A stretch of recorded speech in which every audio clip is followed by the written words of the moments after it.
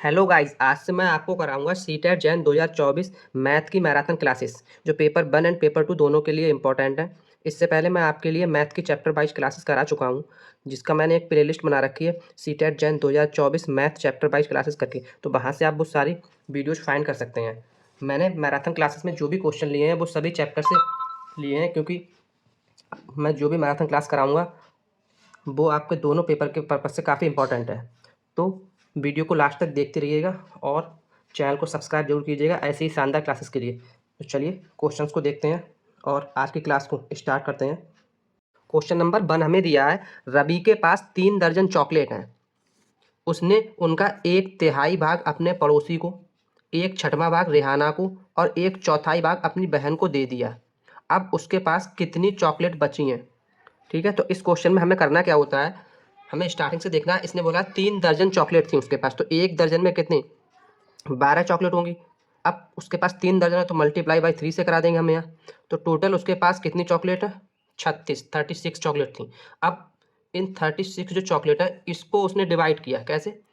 36 chocolate का उसने 1/3 1/3 भाग तो अपने पड़ोसी को दे दिया, प्लस 1/6 भाग 36 चॉकलेट का 1/6 भाग जो है उसने रेहाना को दे दिया, और इन्हीं 36 चॉकलेट का 1/4 भाग अपनी बहन को दे दिया। तो उसने कुल कितना भाग बांट दिया? यहाँ से काटेंगे तो हमें 12 मिलेगा, इससे काटेंगे तो 6 मिलेगा यहाँ से, और यहाँ से 9 मिलेगा। तो टोटल 12 और 6 18, 18 9 27 मीन्स उसने जो उसके पास कुल 36 चॉकलेट थी उसका उसने 27 भाग बांट दिया। तो अब उसके पास क्या बचा?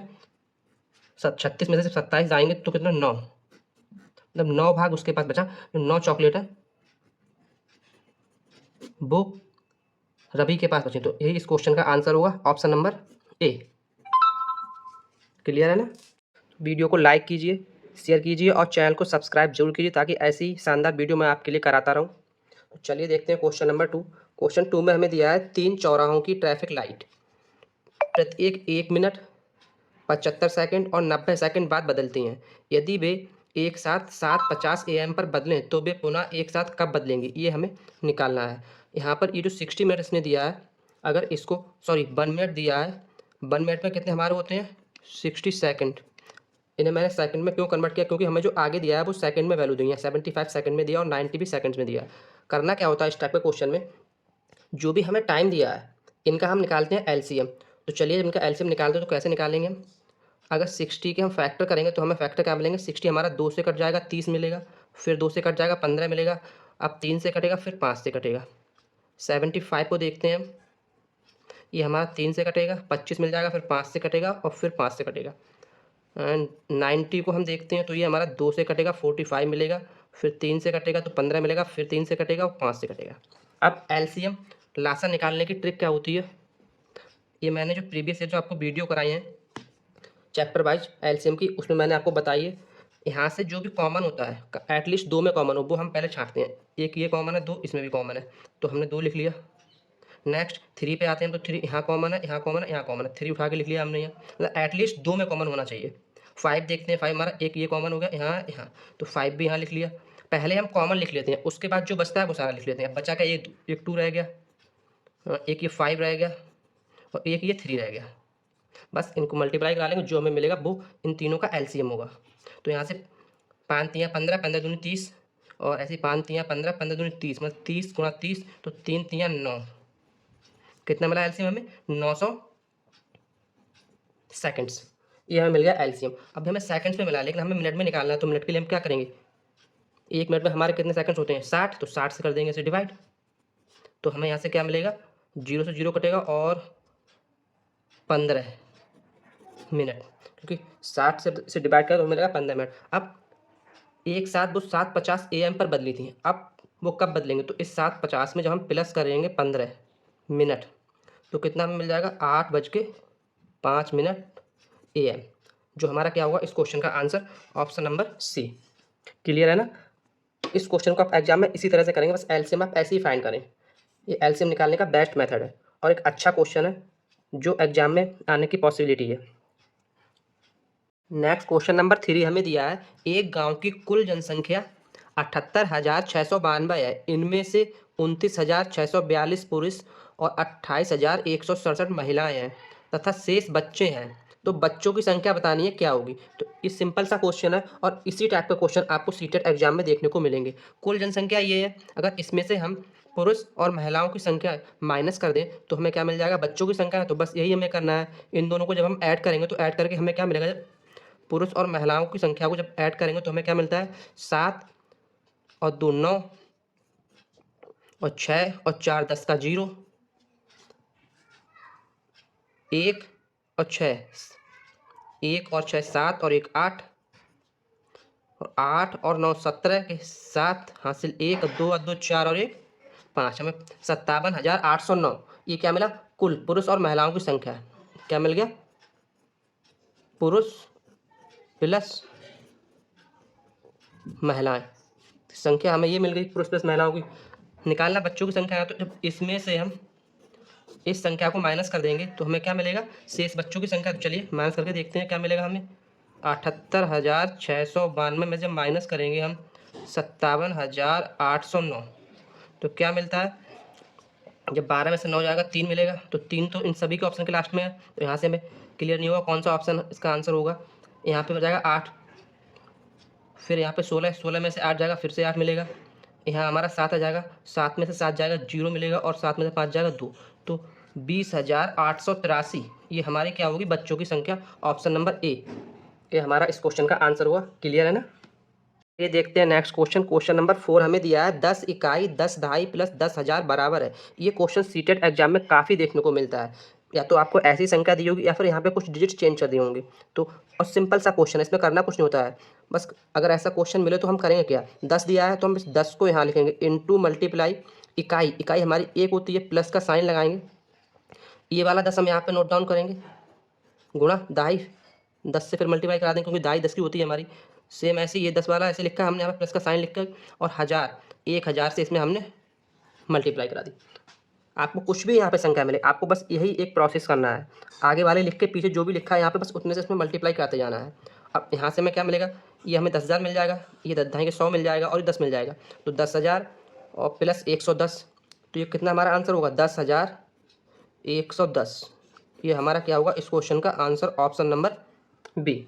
तो ऐसे क्वेश्चन को आप विदाउट पेन कॉपी सॉल्व कर सकते हैं। बस आपको देखना है, ट्रिक बस ये ध्यान रखनी है आपके लिए। आगे वाला नंबर लिख लेना, पीछे जो भी दिया है उसमें से उसमें मल्टीप्लाई कराते जाना है, ऐड कर देना है, जो हमें मिलेगा वो हमें उस क्वेश्चन का आंसर होगा। क्लियर है। नेक्स्ट क्वेश्चन नंबर 5 हम देखते हैं। विभाजन के एक प्रश्न में रवि ने गलती से 3 के स्थान पर 8 से भाग दे दिया और उत्तर 15 प्राप्त किया, तो सही उत्तर बताओ क्या होगा। तो बस करना क्या होता है ऐसे क्वेश्चन में, हमें हम देखते हैं उसने गलती क्या की है। जो गलती की है बस उस गलती को हमें सही करना है। तो हमने यहाँ पे सपोज कर लिया, यहाँ पे माना कोई जो संख्या थी वो x थी, तो इस x संख्या को उसने 3 की जगह पे 8 से भाग दे दिया। तो हम भी अगर x संख्या को उसने गलती की है 8 से भाग देंगे तो हमें उत्तर क्या मिल गया, 15। तो यहाँ से अगर हम x की वैल्यू निकालेंगे तो x बराबर हमें क्या मिल जाएगा, ये 8 इधर मल्टीप्लाई हो जाएगा, 15 8 120। तो जो 120 हमें मिला ये क्या हो गया, संख्या। जब उसने गलती की थी तो 15 उसे उत्तर मिला था, हमने बस वही किया उत्तर की, और जो उसने डिवाइड किया था उन दोनों की मल्टीप्लाई करा दी, हमें वहाँ से संख्या मिल गई। अब हमें क्या करेक्ट संख्या मिल गई। हमें सही उत्तर कब मिलेगा, जब हम 3 से डिवाइड करेंगे। तो जब x को इसको हम डिवाइड बाई 3 कर देंगे तो हमें क्या मिलेगा, 3 चौक 12 40। तो क्वेश्चन का सही आंसर क्या हो जाएगा, 40। ठीक है ना, option number C. Next question number 6 हमें दिया है 5, 10 और 35 के सबसे छोटे सार गुणज और सबसे बड़े सार गुणनखंड का अंतर बताना है। तो इस क्वेश्चन को सॉल्व करने से पहले मैं आपके लिए एक ट्रिक बताना चाहूँगा। अगर हमें किसी भी क्वेश्चन में सबसे छोटे सार गुणज पूछा है तो वो हमारा LCM होता है। अगर छोटा बोला है तो LCM निकालना है, और सबसे बड़ा पूछा है तो वो HCF निकालना है, क्योंकि LCM हमारा लीस्ट कॉमन मल्टीपल होता है, HCF हाईएस्ट कॉमन फैक्टर होता है। तो चलिए क्वेश्चन को सॉल्व करते हैं। अगर 5 के हम फैक्टर करेंगे तो फैक्टर क्या, 5 के 5 इंटू 1, 10 के करेंगे हम तो 5 दूनी 10, और जब 35 के करेंगे तो 5 सत्ते 35। एलसीएम निकालने के लिए हम क्या करते हैं, इन सब में कॉमन देखते हैं। तो 5 यहाँ तीनों में कॉमन देख तो 5 लिख लिया, इंटू कराया तो जो बाकी बचता है जो कॉमन नहीं होते 2 और 7, तो 2 इंटू 7। जब इनको हम मल्टीप्लाई करेंगे तो क्या मिलेगा, 5 दूनी 10 सत्ते 70। तो 70 हमें क्या मिल गया, एलसीएम। अब अगर इसमें से हम एचसीएफ निकालेंगे, एचसीएफ हमारा क्या होता है, हाईएस्ट कॉमन फैक्टर। तो इन तीनों में कॉमन क्या है, इनके फैक्टर में 5 कॉमन है, तो इन सबका एचसीएफ क्या होगा, मासा 5। दोनों का अंतर पूछा है, तो हम जब अंतर निकालेंगे यहाँ पे तो 70 माइनस 5, तो यहाँ से हमें कितना मिलेगा 65, जो क्या होगा हमारा इस क्वेश्चन का answer, option number D. Clear है। तो मैं आपके लिए जो मैराथन क्लास करा रहा हूँ इसमें मैंने सभी टॉपिक से क्वेश्चन लिए हैं जो मैं आपको पहले करा चुका हूँ, जिसमें LCM, HCF, mensuration, number system and simple interest, profit and loss, जो भी मैंने टॉपिक आपको इससे पहले करा रखे हैं चैप्टर वाइज क्लासेस में, तो वो सारे क्वेश्चन आपको यहाँ पे मिलेंगे उन सभी टॉपिक से रिलेटेड। तो चलिए क्वेश्चन नंबर 7 देखते हैं, जो हमें दिया है दो संख्याओं का महत्तम समापवर्तक, जो हमारा क्या होता है एचसीएफ, 13 और उनका लघुत्तम समापवर्तक जिसे हम बोलते हैं एलसीएम 1989 है। यदि उनमें एक संख्या, तो फर्स्ट नंबर हमें दे दिया, तो दूसरी संख्या पूछिए क्या है। तो इसका एक जो फॉर्मूला होता है, जो मैं आपको लिखा चुका हूँ जब मैंने एलसीएम और एचसीएफ टॉपिक कराया था चैप्टर वाइज क्लासेस में था। पहली संख्या गुणा दूसरी संख्या बराबर में होता है एलसीएम इंटू एचसीएफ। बस इसमें वैल्यू पुट कर देनी और जो हमें मिलेगा वो इस क्वेश्चन का आंसर मिल जाएगा। हमें निकालना दूसरी संख्या है ना यहाँ पे, तो जो सेकंड नंबर इसे हम सपोज कर लिया क्या है, एक्स है ये। तो एलसीएम कितना दिया है इसने 1989 और एचसीएफ दिया है 13, और पहली संख्या इसने 117 दी है। जब इसे हम काटेंगे तो हमें क्या मिलेगा, अगर इसको हम 13 से काटते हैं तो 13 नेमा 117, और यहाँ अगर काटते हैं तो 13 एकम 13 और बचेगा 6 68, 13 पंजे 65, 3 39, 13 3 39, ठीक। 9 से फिर हम इसे काटते हैं तो 17 नेमा 153, तो यहाँ से हमें मिलेगा 17 गुणा 13। यहाँ से जब हम मल्टीप्लाई कराएंगे तो हमें मिलेगा 13 7 91 का 1, और 13 एकम 13 और 9 22, तो 221 जो हमें मिलेगा वो क्या होगा हमारा इस क्वेश्चन का answer, option number C. Clear है ना। मैंने क्या किया इसमें, ये जो एक बेसिक सा रूल है, पहली संख्या गुणा दूसरी संख्या बराबर एलसीएम इंटू एचसीएफ, बस ये आपको याद रखना है और इसमें बस वैल्यू पुट कर देनी है, आपको इस क्वेश्चन का आंसर मिल जाएगा। ओके, नेक्स्ट क्वेश्चन नंबर 8 हमें दिया है 2/3 और 3/4 का लघुत्तम समापवर्त, जिसे हम बोलते हैं एलसीएम, लासा क्या होगा ये हमें निकालना है। तो इस क्वेश्चन को सॉल्व करने से पहले मैं आपको बताऊंगा, अगर हमें ऐसा क्वेश्चन जो रेशनल नंबर मिलता है, जो परिमेय संख्या हमें मिलती है, उनका अगर हमसे एलसीएम या एचसीएफ पूछा है तो हम उसे कैसे निकालते हैं। जो हमें अंश दिया है, ठीक है, जैसे अंश यहाँ 2 और 3 है, तो जो हमसे पूछा है वही हम अंश का निकालते हैं। पूछा हमसे क्या है एलसीएम, तो 2 और 3 का अंश का हम निकालेंगे एलसीएम। तो 2 3 का एलसीएम कितना आएगा 6 अपॉन में जो डिनोमिनेटर है उसका हम वह निकाल दो जो हमसे नहीं पूछा है, मतलब एचसीएफ हमसे नहीं पूछा है। तो 3 और 4 का जब हम एचसीएफ कैसे निकालेंगे, 3 को हम फैक्टर करेंगे, तो 3 गुणा 1, और 4 के जब फैक्टर करेंगे तो क्या मिलेगा 4 गुणा 1, इन दोनों में कॉमन क्या है फैक्टर्स में, तो ये 1 जो कॉमन आ रहे हैं, तो इनका एचसीएफ कितना होगा 1। समझ में आ गया आपके लिए मैंने क्या किया, मतलब जो पूछा है यहाँ लिख दें 2 और 3 का एलसीएम अपॉन 3 और 4 का 3 और 4 का एचसीएफ। बस यही इसकी ट्रिक है, जो हमसे पूछा है वो हम अंश का निकालेंगे, जो नहीं पूछा है वो हर का निकालेंगे। तो यहाँ से जब 6/1 होगा तो यहाँ से हमें क्या मिल जाएगा 6, जो क्या होगा इस क्वेश्चन का answer, option number D. Clear है ना।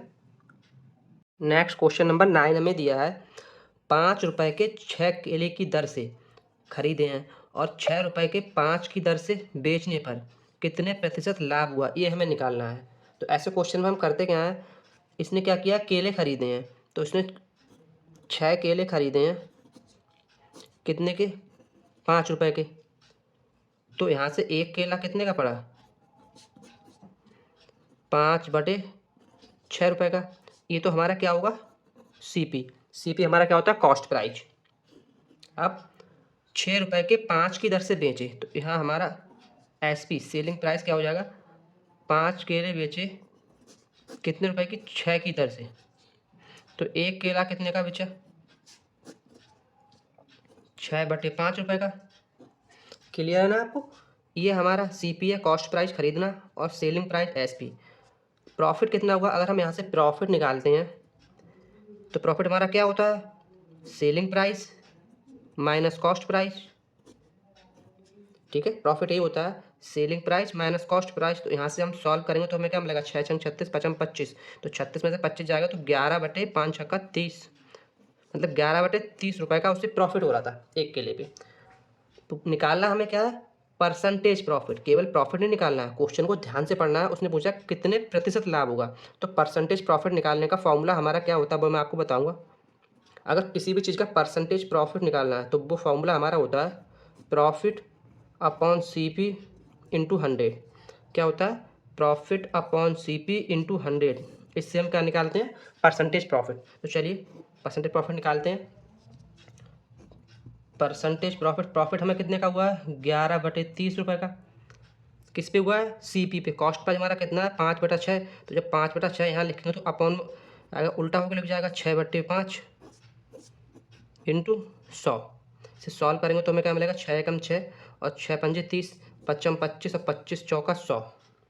तो यहाँ से हमें परसेंटेज प्रॉफिट कितना मिलेगा? परसेंटेज प्रॉफिट मिल जाएगा 44%। 11 चौक 44, जो हमारा क्या होगा इस क्वेश्चन का answer? Option number C. Clear है ना? अच्छा क्वेश्चन है जो सीटेट एग्जाम में आने की अच्छी खासी इसकी पॉसिबिलिटी है। तो क्वेश्चन को अच्छे से समझ लीजिएगा। अगर आपको कोई भी डाउट है तो मुझे कमेंट्स में बता दीजिएगा, मैं एक बार फिर से इसे क्लियर करा दूंगा। नेक्स्ट क्वेश्चन नंबर 10 हमें दिया है, पहले संख्या 350 को 20% बढ़ाया गया, फिर पुनः 20% कम कर दिया गया, अंततः वृद्धि या कमी का प्रतिशत बताना है, क्या हुआ? तो इस टाइप के क्वेश्चन में हम क्या करते हैं, एक हमारा बेसिक सा रूल होता है x plus by plus minus x by upon 100। ये किसके बराबर होता है? ये होता है नेट परसेंटेज वृद्धि या कमी। तो जो नेट परसेंटेज वृद्धि या कमी हमारी क्या हुई है, अगर वो हमें निकालना हो तो उसका ये फॉर्मूला होता है x plus by plus minus x by upon 100। बस इसमें क्या हमें वैल्यू पुट कर देना, इस ये हम सपोज एक्स कर लेंगे, ये हमें बाई, बस इसमें वैल्यू पुट करेंगे हम तो हमें क्या मिलेगा देखते हैं। परसेंटेज नेट बराबर एक्स की जगह पे 20, बाई हमारा क्या है?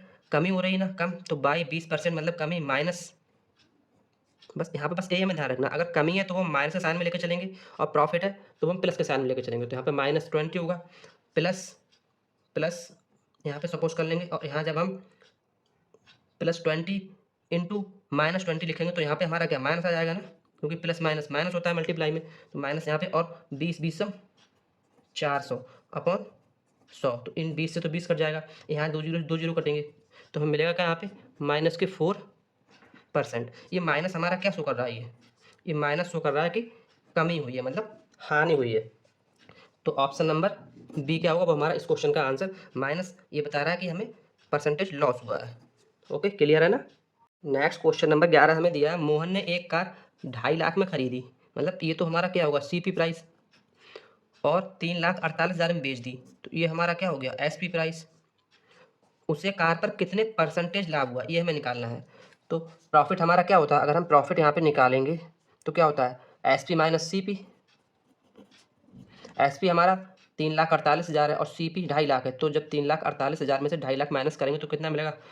तो हमें मिलेगा 98,000 रुपये, मतलब उसे 98,000 रुपये का प्रॉफिट हुआ। बट उसने हमें क्वेश्चन में पूछा क्या है कि कितने परसेंटेज, कितने प्रतिशत लाभ हुआ। तो परसेंटेज प्रॉफिट निकालने के लिए हम करते क्या हैं, जो हमारा बेसिक सा फॉर्मूला है परसेंटेज प्रॉफिट निकालने का, प्रॉफिट कितने का हुआ है? 98,000 का। किस पे होता है? सीपी पे 2.5 लाख। क्लियर है ना? इंटू 100। जब से सॉल्व करेंगे तो हमें क्या मिलेगा? 2 और 2 4 जीरो, तो 2 जीरो, ये 2 जीरो, 4 जीरो हमारा कट गया, तो यहाँ से हमें परसेंटेज प्रॉफिट में क्या मिल रहा है? 980/25। अब जब हम इसे काटेंगे 5 से काटेंगे, देखते हैं, तो 5 25 और 5 एकम 5, और यहाँ हमारा 4 48, 5 नेम 45, 3 30, 5 छक्का 30। ठीक है, अब फिर से जब हम इसे 5 से काटेंगे तो ये 5 3 15, 19, यहाँ हो गया हमारा 40, तो 5 नेम 45, एक बचा, और 5 दूनी 10, तो हमें यहाँ से परसेंटेज प्रॉफिट क्या मिलेगा? 39.2%, जो क्या होगा हमारा इस क्वेश्चन का आंसर। ठीक है ना? Option number B. क्लियर है? ये प्रॉफिट एंड लॉस के क्वेश्चन है, और इसी टाइप के क्वेश्चन आपको सीटेट एग्जाम में देखने को मिलेंगे। तो जो भी मैं क्वेश्चन करा रहा हूँ सारे सिलेक्टेड क्वेश्चन है। नेक्स्ट क्वेश्चन नंबर 12 हमें दिया है, यदि विक्रय मूल्य दोगुना कर दिया जाए तो लाभ 3 गुना हो जाता है, तो लाभ का प्रतिशत निकालना है, क्या है? तो ऐसे क्वेश्चन में हम करते क्या है, हम यहाँ पे सपोज करेंगे कि जो विक्रय मूल्य है, ये हमने सपोज कर लिया एसपी है, ठीक है, सेलिंग प्राइस, इसे हम विक्रय मूल्य एसपी मान लिया। लाभ यहाँ पे मैंने सपोज कर लिया पी है, और यहाँ पे एक टर्म और हम जो क्रय मूल्य है, क्रय मूल्य ये हमने सपोज कर लिया क्या है सी पी। ये 3 टर्म हमने मान ली कि विक्रय मूल्य एस पी है, लाभ पी और क्रय मूल्य एस पी। तो यहाँ से जब हम निकालेंगे तो प्रॉफिट बराबर हमारा एक बेसिक सा फॉर्मूला होता है विक्रय मूल्य माइनस क्रय मूल्य। तो यहाँ से अगर हम क्रय मूल्य की वैल्यू निकालेंगे तो हमें क्या मिल जाएगा, सेलिंग प्राइस माइनस प्रॉफिट, ये मिल गया। अब इसने कंडीशन क्या लगाई है कि विक्रय मूल्य को दोगुना कर दिया जाए। अब जब हम इस विक्रय मूल्य को दोगुना कर देंगे यहाँ पे तो हमें सी पी बराबर क्या मिल जाएगा, चलिए विक्रय मूल्य को हम दोगुना करते हैं तो ये हो जाएगा 2SP। तो जो प्रॉफिट है वो कितना 3 गुना हो जाता है, 3 पे हो जाता है। अब पहली कंडीशन में हमें जो कॉस्ट प्राइस है ये मिल रहा था, सेकंड कंडीशन में कॉस्ट प्राइस ये मिल रहा है। तो जब दोनों सी पी को हम बराबर करेंगे तो यहाँ से हमें क्या मिलेगा, एस पी माइनस पी बराबर 2SP माइनस 3P।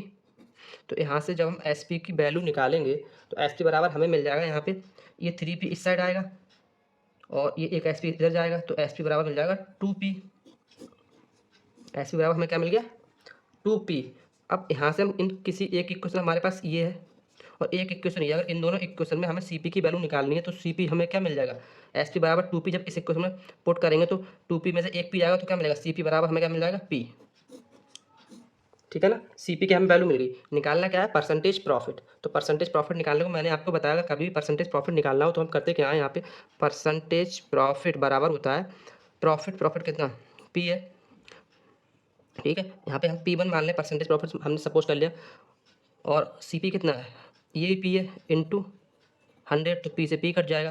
तो परसेंटेज प्रॉफिट P1 जो हमने माना है वो बराबर क्या हो जाएगा 100%, जो क्या होगा हमारा इस क्वेश्चन का answer option number B. Clear है ना, इस तरह से जो टर्मिनोलॉजी है वो हम मान के इस क्वेश्चन को सॉल्व करेंगे। नेक्स्ट क्वेश्चन नंबर 13 में दिया है 500 रुपये का 6 महीने का 8% की छमाही दर से ब्याज क्या होगा।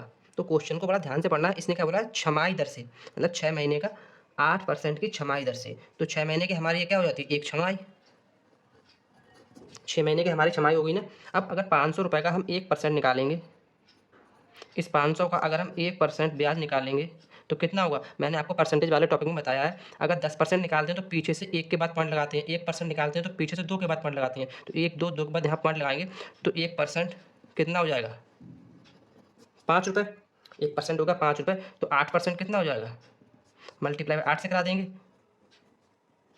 40 रुपये, ठीक है ना। 8% हमारा 40 रुपये हो जाएगा, जो क्या होगा हमारा इस क्वेश्चन का आंसर, क्योंकि इसने छमाही दर पूछी है। क्वेश्चन में आप देखेंगे छमाही दर, और 6 महीने की एक छमाही होती है तो हमें एक छमाही का इसने आंसर देना है। तो 8% जो हमें निकालना है वो कितना मिला 40 रुपये, जो हमारा इस क्वेश्चन का आंसर होगा ऑप्शन नंबर डी। क्लियर है। नेक्स्ट क्वेश्चन नंबर 14 हमें दिया है साधारण ब्याज की किस दर से, मतलब आर हमें निकालना है, किसी धन का 10 वर्ष का ब्याज उस धन का 2/5 हो जाएगा। मतलब ऐसा ही कितना हो जाएगा 2/5 धन हमने यहाँ पे सपोज कर लिया, माना यहाँ पे हम लिख लेंगे, माना जो धन है हमारा मूलधन वो कितना है 100 रुपये है, मूलधन हमने मान लिया 100 रुपये है। तो 10 वर्ष में उस ब्याज का उस धन का कितना ब्याज हो जाएगा 2/5। तो इसका जब हम ऐसा ही निकालेंगे तो 100 का 2/5 कितना मिलेगा हमें 20, और 20 दूनी 40, मीन्स ऐसा ही हमें क्या मिल जाएगा 40 रुपये। तो यहाँ पे ऐसा ही बराबर बेसिक सा एक फार्मूला होता है PRT/100। तो ऐसा ही हमें कितना दिया है 40, यहाँ पे हमने निकाला ये ऐसा ही, और मूलधन हम कितना 100, रेट हमें निकालनी है, टाइम दिया है 10 वर्ष अपॉन 100, 100 से 100 कट जाएगा हमारा, और 10 एकम 10, 10 चौक 40, ठीक है। तो यहाँ से हमें रेट आर कितनी मिल जाएगी 4%।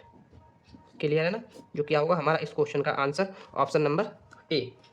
शानदार ट्रिक के साथ क्वेश्चन है, और ऐसे ही आपको एग्जाम में करना है। आपको सीधा क्वेश्चन जो दिया है वहीं पे लिख लेना कि हमसे रेट पूछी है, यहाँ पे सपोज जो किया हमने धन मूलधन वो हमने मान लिया, और ये हमसे ऐसा ही, अगर ऐसे आप कर लेंगे तो आप कंफ्यूज नहीं हो कि हमसे क्या पूछा है क्या निकालना है, ठीक है। तो ये हमारा 4% इस क्वेश्चन का आंसर होगा। नेक्स्ट क्वेश्चन नंबर 15 हमें दिया है, यदि एक वृत्त की परिधि हम बोलते हैं सर्कमफ्रेंस, वो कितनी 44 सेंटीमीटर है, तो उसका क्षेत्रफल एरिया पूछा है क्या होगा। तो परिधि इसने बोली 44 सेंटीमीटर, लेकिन हमारे अकॉर्डिंग परिधि क्या होती है किसी वृत्त की 2πr, तो 2πr बराबर 44 सेंटीमीटर, ठीक है ना। तो यहाँ से जब हम आर की वैल्यू यहाँ पे निकालेंगे तो हमें क्या मिलेगा, आर बराबर 44/2π, तो 2 पाई की जगह क्या होता है 22/7, तो 22 और 7 ऊपर हमारा आ जाएगा, 7 आ गया ऊपर। अब इस इक्वेशन को जब सॉल्व करेंगे तो हमें क्या मिलेगा, 22 एकम 22, 22 दूनी 44 और 2 से 2 कट जाएगा, तो यहाँ से हमें आर कितनी मिलेगी, 7 सेंटीमीटर। क्लियर है ना। निकालना क्या है, एरिया, क्षेत्रफल। तो वृत्त का एरिया हमारा क्या होता है, पाई आर स्क्वायर। बस यहाँ पे वैल्यू पुट कर देंगे, पाई की वैल्यू 22/7 और आर स्क्वायर यहाँ पे 7 गुणा 7, 1 7 से 7 कट जाएगा, तो 22 सत्ते हमारा कितना हो जाता है, 7 दूनी 14 के 4 और 7 दूनी 14 और 1 15, 154 सेंटीमीटर स्क्वायर, जो क्या होगा हमारा इस क्वेश्चन का answer, option number C. Clear है ना।